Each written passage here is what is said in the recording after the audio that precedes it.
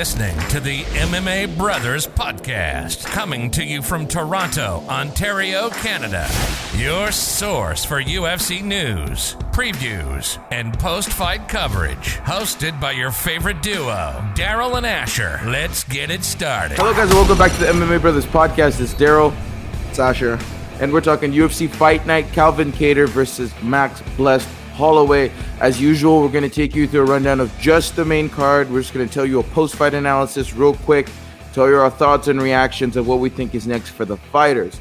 All right, starting at the bottom of the main event, of the main card, we have Dusko Todorovic versus Punahele Soriano. Asher, do you want to take this one? Yeah, so as you can see, the UFC has actually put some odds on the website, but we got you anyways in terms of the odds. Both of these fighters were undefeated coming into this fight, Soriano and Todorovic. Todorovic, I don't know if he felt like he was in the Matrix or something. This guy was just like evading punches, leaning back like he was Adesanya the whole time. I know that he was the favorite coming into this fight, but like, I don't know. Even the commentators kept on saying like, yo, he better like stop doing all that like leaning back stuff, because Anderson Silva got caught like that. Bear fighters got caught like that. You can't just be trying to be smooth with it and whatnot. But anyways, at some point, Soriano was able to hit Todorovic when he was trying to like do all that fancy head movement, and then it didn't work out for him. So Soriano was the underdog. So those people, the people that put money on him, congratulations on your bet. But yeah, was a good fight. I don't know what else to say. What do you think? Yeah, I thought it was a good showing by Todorovic and Soriano. I thought they both looked well. I agree with the testament that you got to be careful with those head movements. But if that's how you want to fight, everyone gets caught and fights. So who knows to say if he was blocking the punches a la Justin Gaethje instead of evading? Who knows? He could still get caught, right? So I understand the rhetoric. Huh? No, I was just gonna say I don't know who Todorovic's coach is. It might be Ronda Rousey's coach. Head movement, head movement, head movement. This nigga, bro. Yeah. So good showing by Puna. I hope he gets another high-ranking, up and comer, knocks him out too, and then he can face like a top 15 guy because he's a wrestler. And I believe he was like a state champ wrestler or something like that. So he has a wrestling background and he has extremely heavy hands. So I'm very excited for his future. But we'll move on to Joaquin Buckley versus Alessio Di Chirico. This one was a very interesting fight because we were like, Joaquin Buckley said, yo, I hope he's ready. One of us is going to sleep. That's how I fight. I'm not leaving this in the hands of the judges. And he got put to sleep. Listen, I was always worried for the right high kick because if I'm correct, Joaquin's a southpaw, right? I believe he's orthodox. I don't think he's southpaw. Are you sure? I could be wrong, but because I'm pretty sure that's why the head kick landed is because he was in southpaw. Anyways, whatever. Or Di Chirico was southpaw, one of the two. But it opened up the right head kick to the dome. You know what I'm trying to say? Mm-hmm. And the way Joaquin's moving forward, he's dipping heavy to one side, heavy to the next. So you just have to time that kick on the entry, and he did, and he got caught clean, and it was damn. Good night, Irene.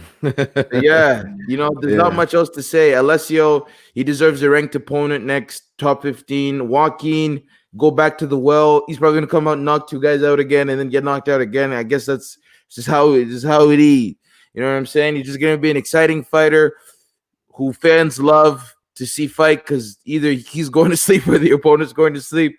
And, just keep working at it. It happens to everyone. Everyone gets caught, but at least he's an exciting fighter who's up and coming. What do you think, Asher? Yeah, so I'm sure Dana White was not impressed by that result. Alessio de Chirico, or however you say his name, he was somebody that was supposed to be a stepping stone for Joaquin Buckley. Like, as you can see by the odds, Joaquin Buckley was a pretty significant favorite coming into this fight. So 290, right? So he should have won this fight. Alessio was on a 3-fight losing streak, if I'm not mistaken. So obviously Dana put this fight together just to keep that hype train going for Buckley. But let's hear Dana's reaction to the fight result. That's fucking illegal. Yeah, Dana, I feel you, bro. It didn't work out for you the way you wanted it to go, but it is what it is, like Max Holloway said. But we'll talk about Max Holloway a little bit later in the clip. But tough luck for Buckley. We're moving on Yeah, to the next fight. We got Santiago Ponzinibbio versus Jinliang. This is exactly what I was saying in the preview. I was telling people, I was like, listen, Santiago, yes, he was in a 7-fight win streak or 8-fight, whatever it was, and he was murdering people. He stopped like a bunch of people, Neil Magny included. And he was, I think, ranked at the highest, maybe at that time around like the top 5. I think he was top 5 for sure before he had all his injuries. So he was very close to fighting for a title. But coming into this fight, he looked a little slow. He looked a little gun shy. Jinliang was a way more active fighter. He was having trouble finding his range. Santiago was, and that right straight left hook. He throws a long left hook, and Ponzinibbio, I think he thought he was out of range, but then the leech just came with that bam, right? It was all the Chinese power, bro. I was like, God damn. It was brutal. I don't know what else to say. It was tough luck. A lot of first round finishes on the main card. What do you think? No, 100%. I thought that, ring rust is a thing for a lot of people, no matter what Dominic Cruz says. He's a different breed of an athlete, anyways. I just think that Santiago needed this, to be quite honest. It humbled him. And now in his next fight, he's not going to talk so much shit and make it seem like the opponent's beneath him. You know what I mean? I thought that was really disrespectful to the leech, and then the leech put him to sleep. You know what I'm saying? So it was a very good showing by the leech, and I think that the leech has a bright future. The leech lost to Neil Magny recently, if I'm not mistaken. He did, right?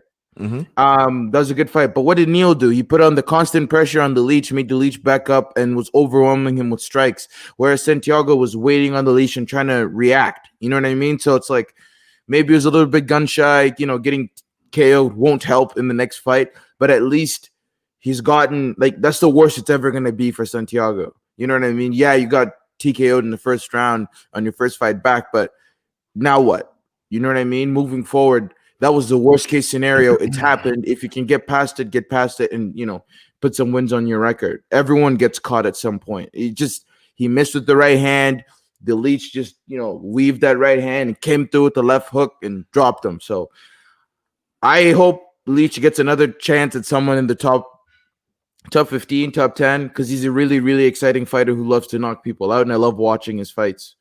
No, I was just gonna say it sucks because, like, many of the fighters, this is a good lesson learned for at least people that are betting, to let them know, like, hey man, like, it doesn't matter how good you are. If you've taken like 2 years off, it might be tough for you to come back. Let's ask Anderson Silva how you come back from a long time off. It's normal. It's normal. Come on, guys. It's normal. It's normal, man. It happens, bro. Ring rust is real. Unless you're Dominic Cruz, then it's gonna be tough for you. But anyways, let's move on to the next fight. Yeah, it was the natural-born killer Carlos Condit versus the immortal Matt Brown. It should have been the no gas tank Matt Brown. I think that's a more appropriate nickname for my guy, because first round he was looking crisp. I was like, oh shit, why did I say Carlos was gonna win? Matt's overwhelming him. And then after the first round, nigga was gassed. I was like, yo, Matt, come on, man.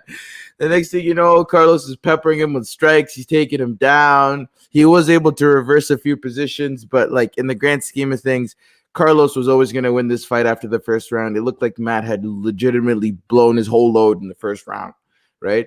And Carlos, I hope he faces another old timer, right? He's not beating Marty, right? He's not beating Kolb. He's not beating RDA. This is at 170, right, Asher? Yeah, he's not beating anyone in the top 10, in my opinion. Maybe he's better off facing, like old timers like Matt Brown, who do a lot better. But, Matt, he's got to hang it up, dude, unless it's a 1-round fight, like, I'm not being disrespectful. I'm just saying, like, his cardio's taking a huge hit. I don't know why. He looked in great shape, but, like, I don't know. Yeah, I don't know how he gassed so quickly. It was kind of weird. I know he is 40 years old and he's been fighting for God knows how long. In terms of Carlos Condit, this was his last fight on his current contract. Dana White did say that he's willing to offer Carlos another contract. So we'll see how that goes, because Dana says one thing one day, the next day it's another thing. So Condit was on a big fight losing streak. and now he's in a 2-fight win streak. And so I'd like to see Dan Hardy. He's talked about potentially coming back. So I don't know if Dan Hardy is gonna actually make a comeback. If he does make a comeback, I think seeing him versus Carlos Condit, 2 old timers in the UFC, wouldn't be a bad idea. So I don't know, for anybody that's listening, let us know what you think about that fight, if you would be interested in seeing that, because I do think Dan Hardy has thought about returning this year. So, but anyways, we can move on to the main event of the evening. We had maxed we had Max Blessed Holloway against Calvin Kattar. A lot of men were sleeping on Max Blessed Holloway. I mean, talk about one of the best performances I've ever seen in my life. Bro, I know that's the best performance anyone has ever seen in their life in terms of a main event, and just like that was more impressive than Kamaru Usman versus Tyron Woodley, and that's saying something. You know what I mean? Yeah, like there was like pretty much no grappling. The whole fight was just like stand and bang for the most part. Yes, there were a couple clinches and stuff like that, but like Calvin Kattar, man, like I don't know how long it's going to be in the hospital. I feel like he needs to be on morphine or something by tomorrow, because like that headache and his body, the amount of body shots he ate, like spinning heel kicks, liver shots, whatever. Max is just throwing everything. Like, look at those stats: 445 significant strikes. Significant strikes. It is what it is. Landed, not thrown. 746 total strikes. God damn. Guys, anyone who doesn't understand this, I want you to set up a heavy bag, not even a heavy bag. You don't even need any equipment. Put 5 minutes on the clock, right? And time your punches. See how long it takes you to get to 746 punches. It'll probably take you longer than 25 minutes, and you'll be ridiculously gassed. You can do 5-minute rounds. 3 minutes, however, do whatever you want for you to understand how ridiculous of an output that is. That is ridiculous. Colby Covington, I think, had the highest strike count of a fight before this one. It was like 500 that he threw, not landed. He almost landed 500. Like, that's crazy. Absolutely crazy. Yep. So in terms of this fight, obviously we don't have to go into the round by rounds, but like the third round and the fourth round were like, I made a post on Instagram asking people what they thought about whether they'll throw in the towel or not. Like, a lot of people responded, so thank you for that. But I was of the opinion that they should have stopped the fight in the third and fourth round. I understand Herb Dean saw that Calvin Kattar did not go down, but like, I don't know what it's going to take for corners to decide to throw in the towel. I know boxing has a precedent, like it does happen, but like people like, what's his name? The Bronze Bomber, right? Deontay Wilder, he fired his coaches after they threw in the towel against Tyson Fury, right? So maybe there's a little bit of that thing where it's like you're throwing your fighter under the bus if you throw in the towel. I know UFC fighters are tough and stuff, but at some point it's gonna have to happen, because Dana White actually, in the post-fight press conference when I was watching it, he had actually said that he went to Calvin Kattar's corner. Calvin says a tongue twister. Calvin Kattar's corner, to try and get his corner to throw in the towel, because he said he does not like watching fights like that where it's super one-sided and the fight isn't getting stopped. The fight is just taking a beating. And I'm with Dana 100%. It's not a toughness competition. You're in there to compete to see if you're going to win. And if a fighter is in a position where you think that, oh, it's not looking good for him, then get him out of there. Yes, Calvin Kattar ended up throwing, and like, he still had some energy in the fifth round, but like, man, that was just all heart. And like, even Chael Sonnen said it himself, if your fighter no longer has a chance to win the fight, just take him out of there. Save him to fight another day. Because now Kattar should, in my opinion, he should not fight for the rest of 2021, or maybe at the end of the year. He can come back, relax, buddy. It's January. Bro. He could fight in September. He'd be fine. Relax. Anyways, what do you think? Yeah, I echo similar testament. I think that they should have thrown in the towel, but also think about it, right? You're in there. You're losing. You're not getting finished, and then you're like, I've hit him. I'm hitting him. Right, he hit him with his big shots. Hit him with an uppercut. Hit him with an elbow. Hit him with the right hand. He's not getting. Max was like, "All right, dude, sick." He just stood there. He's like, "All right, I'm gonna still hit you 16 for every one time you hit me. I'm gonna hit you at least 2 or 3 times." You know what I'm saying? So it's like, I understand that the fight.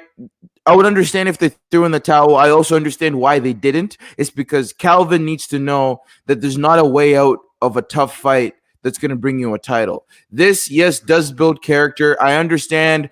Get him out of there. Let him live to fight another day. But who knows what that is going to mentally do to the fighter. Calvin is probably going to be like, yo, I understand you guys could have thrown in the towel, but thanks for believing in me. He'll probably take it that way. He's like, oh, no, I could have caught him, or you know what I mean?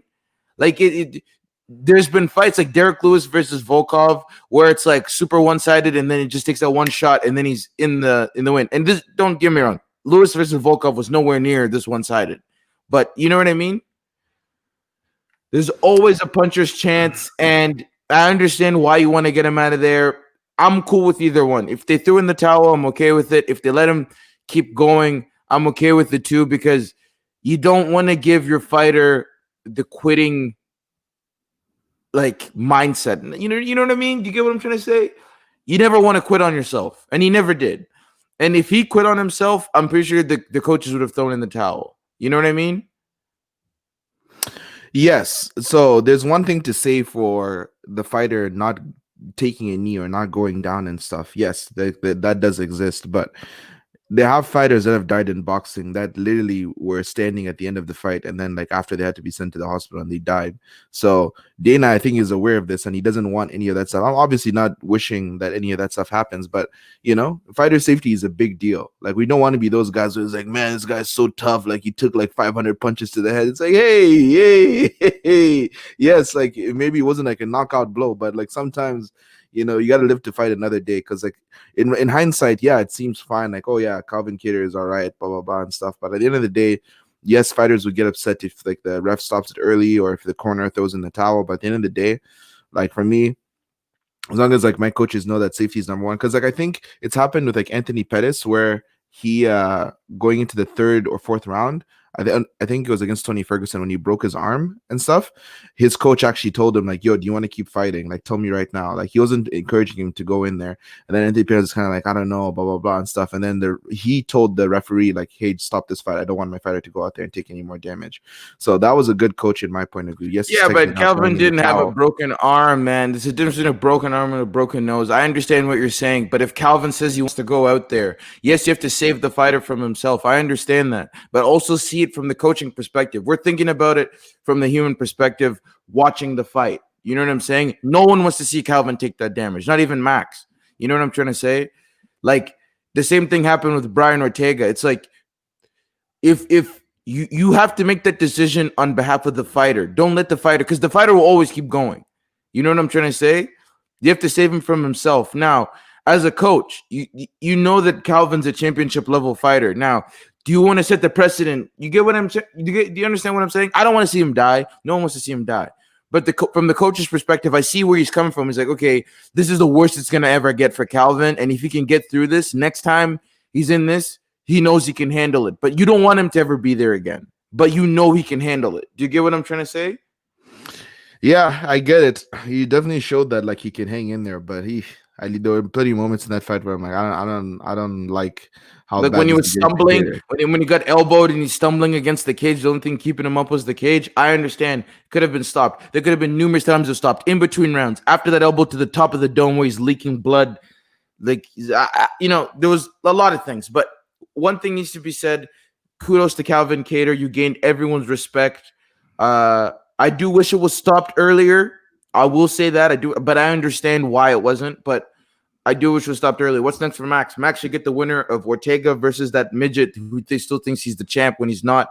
I hate Alex Volkanovski because he can't even admit the fact that he lost that fight. Yeah, the three judges, 2 of the 3 gave it to you. 90% of everyone thinks you lost. That tells you something. No one thinks you're the champ. I'm sorry. If majority of everyone watching the fight, experts, not experts, fans, not fans, if everyone thinks you, maybe him, his wife, and Izzy, and a few people in New Zealand and Australia think he won. Yeah, cool. That's home run bias. The whole world thinks you lost. Is that egregious for me to say, Asher? No. Everybody claims Max Holloway is the people's champ. And this is still my boy! Shut up, man. I care with this nigga, man. Anyways, so I think that Ortega should get through. The Ortega we saw fight Korean Zombie is whooping Alex Volkanovski. That's all I'm saying. That little midget, he can do whatever he wants. We all know Ortega's got a ridiculous chin. He's dangerous on the ground. Take him down. See what happens. Take down Ortega. See what happens. I dare you. You know what I'm saying? You just end up getting choked out. Volkanovski, I'm sick of him being champ. I liked him before all the antics with Max, and he's literally not champ, man. I don't care what anyone says. He's not the champ. He lost. The first one, I can see why he won. The second one, I'm like, oh, come on, bro. I know there is a little bit of Max bias with everyone because we all love Max, but still, watching it, rewatching it, if the president of the company thinks you lost the fight, if the analysts watching the fight think you lost the fight, if everyone online watching the fight thinks you lost the fight and you won, don't parade that belt like you're the champ. You're not. Because in actuality, in everyone's eyes, you're not the champ. You know what I mean? Even GSP thought that Max Holloway won the Are fight. you intoxicated or something? Like, bro, it's it's absolutely incredible. But I hope that little midget gets his head taken off by Ortega. That way Max can be champ again. Because Max, I don't know, the new Brian versus the new Max is a totally different fight, and I can't wait. And quickly, guys, this is the merch. Come get your merch online, order it, let me know what it do. If you get it, send a picture. We have a lot of people who have done orders. We have about what? I can't remember how many people, but we appreciate the support that have been ordering stuff online. A lot of friends, a lot of family, a few fans. We'd like to thank you guys. Let us know what you guys thought about the fight. Do you think Calvin Kattar was robbed? No, I'm joking. What's next for either fighter? I think Calvin should have a rematch with Zabit, but a 5-round fight this time, because Zabit, bro, if you're Zabit, you have the talent to be champion. You're just the most pussy scared guy in the whole division, bro. Have you noticed, Asher? We don't want to fight anyone if it's 5 rounds. He doesn't want to fight anyone. Why? You definitely shouldn't fight Max if it's 5 rounds, because that 4th and 5th round would be scary for Zabit. Oh my god, those combos that Max Holloway would be landing on Zabit if it went to the 4th and 5th round. Give him the 3-piece with the soda. Like, it's crazy, bro. But anyways, yeah, I would like to see Zabit fight. He's probably not going to fight Max next, unless Holloway is looking to get a fight in before maybe summertime, whenever the winner of Ortega versus Volkanovski would be ready. I can see Max wanting to take a fight before then. So yeah, maybe Zabit's next, or Yair Rodriguez is next. But I think Dana White was trying to make that fight happen. So I think Max Holloway may be out for a little while.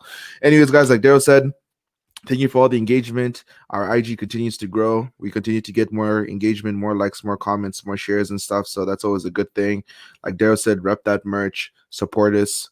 We're continuing to grow. 2021 is going to be blessed. Blessed Express, Fight Island, baby. The 6th, Toronto. We out.